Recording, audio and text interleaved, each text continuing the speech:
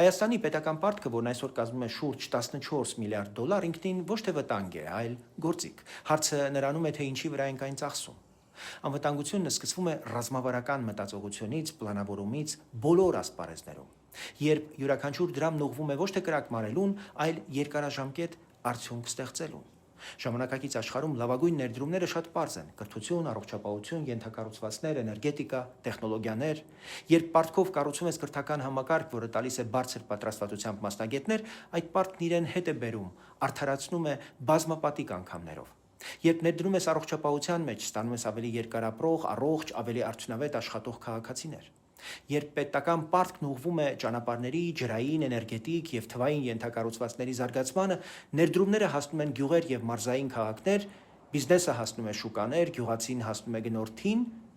այդպես ընդլայնվում է հարկային բազան։ Սա է պարտքի տնտեսագիտական տրամաբանությունը։ Այն միջոց է ապագա սերունդների համար բարեկեցություն ապահովելու, ոչ թե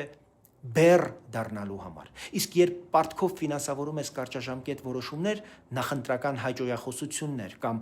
աչքաչափով արված անարդյունավետ ծրագրեր, պարտքը դառնում է մաքուր, սպառնալիք։ Մեր մոտեցումը պարզ է։ Յուրաքանչյուր պարտքով վերցված լումա, դրամ պետք է լինի ներդրում մարդու մեջ, նրա գիտելիքի, առողջության, աշխատանքի, անվտանգ կյանքի մեջ։ Միայն այդ դեպքում պետական պարտքը դադարում է լինել խոչընդոտ եւ վերածվում է երկրի շարժիչ ուժի։